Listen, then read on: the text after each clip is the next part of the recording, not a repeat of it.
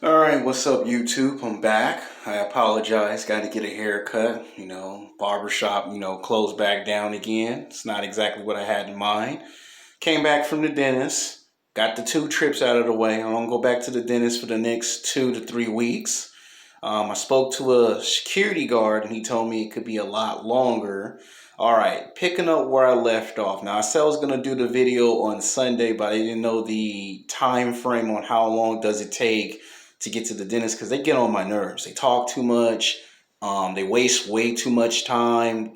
And I don't want to wait until Sunday to give you the videos because by then it'd be time to go on my other YouTube channels and drop content on those and get ready for 2021.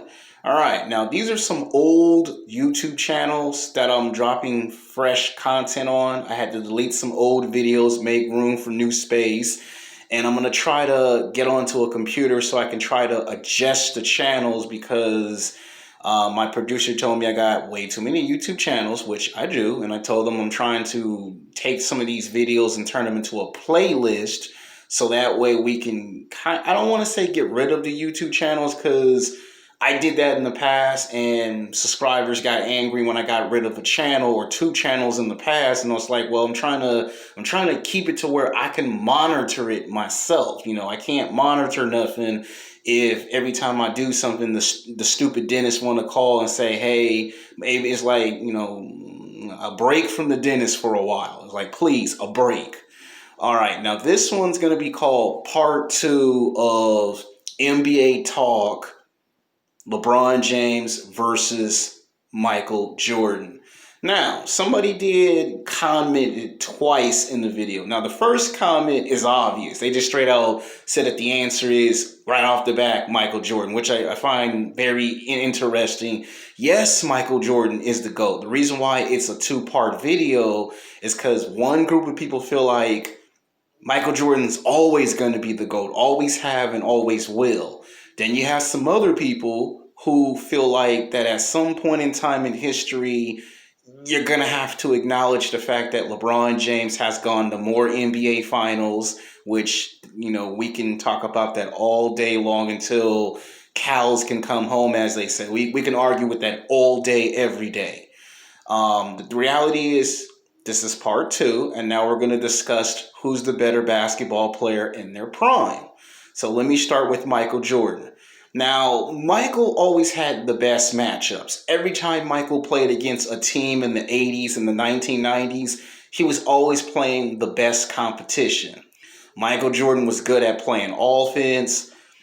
Michael was good at getting loose rebounds, and he could score no matter what quarter it was. The first 2 quarters, he would go and score maybe 15, 20 points, and then the second half of the game, Michael would just erupt. You know how a volcano just erupts? He would just erupt from out of nowhere. And when he would do that, he would do it because the second half of the game was more important than the first half. The first 2 quarters, everyone's showing off that they can cross people over, slam dunk, pull up and hit threes. But the second half, Michael Jordan put his game face on and got serious. You saw Michael scoring 35, 40, 50 points if he needed to. And other basketball players were happy to score 20, 25 and would be looking at Michael, and Michael would be like, you ain't seen anything yet. And all of a sudden, Michael would take it to not 1, not 2, not 3. Michael would take it to like 4 gears. And I think, be honest, tell you the truth, I think Michael could have took it up to 5 gears if he wanted to. Now, his athleticism and his explosiveness came like in his late 20s, early 30s. In the beginning, he was a little too skinny, and then he kind of filled in when he got in his 30s. He put on some muscle, he got bigger, he got stronger. He was able to hold guys down, and he was good at getting away from people and breaking out in transition. And you couldn't stop Michael from scoring. You might have been able to stop the Bulls on offense or defense, but you couldn't stop no Michael Jordan. Michael was going to get his points every single night. Michael would make sure he matched the other player that he was playing against. Michael would go and look at you and go, if you scored 25, I'm scoring 30. You score 30, I'm scoring 35. You score 40, I'm scoring 50. You score 50, I'm scoring 60. Michael would always find some way to not just match you, but top you. And the fact that Michael would come at you like he was a warrior on the basketball court, like a good example of this is the 1997 NBA playoffs when he got sick from eating pizza. I mean, if you don't know the story, I'm about to tell it because I've seen Michael Jordan play, I've seen Kobe Bryant play, I've seen LeBron James play. So I've had the honor to see all three of them play. But we're talking about the comparisons of LeBron James and Michael Jordan. When Michael got sick from eating pizza, right? There were two ways he could have took that approach. He could have said, you know what, I'm sick. I'm gonna just chill out here. I'm rich. I'm famous. I'm good. You know, you guys do your best. That's one way Michael could have done it. But Michael was like, you know what, I ain't no punk. Give me the basketball. Let me go out here and beat them, and we're gonna win another championship. And they looked at Michael like, Michael, you don't have to do this. And Michael said, no, I'm the main superstar. People pay their hard money to come see me play 7 days a week, 24 hours a day, 365 days a year. I'm not going to disappoint these people who paid all this money to come see me play in Chicago or in Utah or in Miami or New York or Los Angeles. And Michael sucked it up. And Michael went out there and dropped 38 points on the Utah Jazz. And you had to catch the looks on John Stockton and Karl Malone's face that here's this guy that got sick from eating pizza, comes to a basketball game, drops 38 points, and then rushes to the hospital. Now, you will never see a performance like that ever again. Like, it took guts to come on the basketball court knowing you're dehydrated, knowing you're sick, knowing you shouldn't play. And Michael says, I'm going to drop 38 points on you and will my team to victory and to a fifth NBA championship. And the fact that he done it, to this very day, people talk about that story. You know, Michael willed himself to do it. Now you look at somebody like, need I say, what's the word I'm looking for? You look at somebody like LeBron James. Now, people always say that when LeBron James, goes out there, it has to be in a situation where he needs to be engaged. And I'll agree with that. Sometimes LeBron needs to be engaged and sometimes he doesn't. Now, here's the thing. LeBron James does have one or two similarities to Michael. When Michael was young, Michael was nice and carefree, and it wasn't until in Michael's later years of winning championships that Michael would sometimes get in your face. Michael would sometimes call timeout and get mad at a basketball player if they didn't play offense or they didn't play no defense or if they didn't guard their man or if they forgot to play zone and running in transition. Michael would get mad at a basketball player. There were times where Michael would call timeout in front of Phil Jackson and say, I want this player to be on the bench for at least a quarter. And Phil would actually allow that because it was Michael Jordan. Now, when LeBron James started playing, LeBron was more of I won't play myself to the basket, but he would also want to play with finesse style. And people complain, you're bigger and stronger and faster. Why you want to play a nice finesse game? It wasn't until LeBron James got to Miami that you saw the aggressiveness. You saw LeBron take the physical approach where LeBron wasn't just trying to just hit 3-pointers and be nice and don't get hit. You saw LeBron coming at you down the court, ready to slam dunk on everything. You saw LeBron blocking shots, posting people up, backing people up, looking at people like, yeah, I'm playing you man to man, zone, let's do it.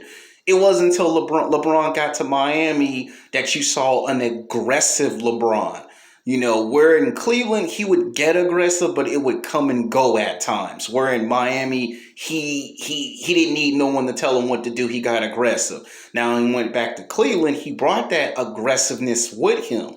Now, when they did lose that finals to the Warriors, you could see, okay, he's starting to go back into the way he played before he went to Miami. And then when he left and come to LA, you can kind of see a mixture of when he was in Cleveland twice and when he's in Miami, and you could see the aggressiveness come right back out of him again. So it's not like he's forgotten what he learned in Miami. Whereas in Michael Jordan's case, Michael got the early lesson in the 80s from the Detroit Pistons. So I think if you were to take LeBron James out of this period and put LeBron in the 80s, and I remember somebody said this to me 14 years ago when I was in college, LeBron would not play as very well as he do now against those teams in the early 1980s and especially the early 90s. Teams like Charles Barkley and the Phoenix Suns, they would D up LeBron big time. The Miami Heats back then, they would have D'd him up. The Pistons, the Knicks, they would have D'd him up big time if he tried to play in the 80s and the 90s. And it wouldn't be until around the age that he is now that he would be able to hang with those players. Michael started off early in his career playing these teams. So the athleticism is a little different. You know, if Michael had LeBron's size and strength, Michael would be way more aggressive, way more engaged, to the point where people would say, this guy, you can't do nothing with Michael. Michael took whatever he had and made it work for him. LeBron didn't have a team. LeBron became the team and then later got a team, whereas Michael had a basketball team, but they didn't have no center. So there was a difference. Michael had a team. Michael had Scottie and a coach. He didn't have no center. LeBron didn't really have a team. LeBron was the team. But when LeBron got to Miami, he had a basketball team. So you can see there are similarities and differences.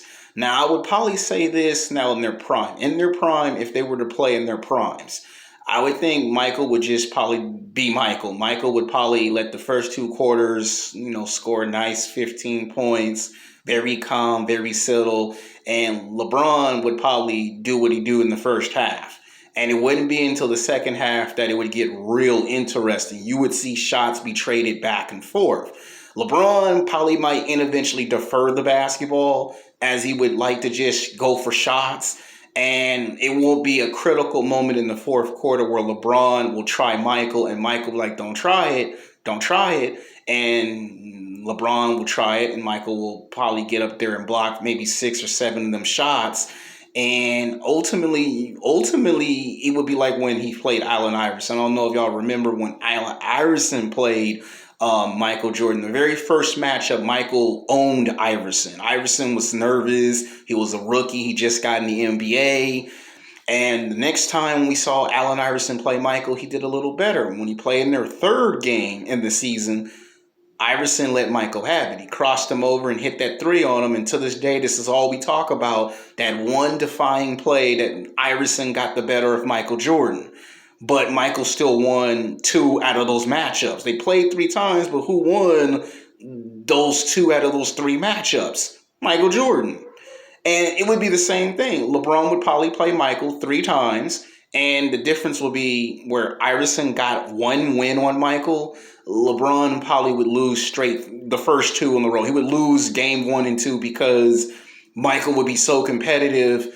LeBron would just be forced to just go for open jump shots. And if he slam dunk, would be the only thing he would be able to do to overpower Michael.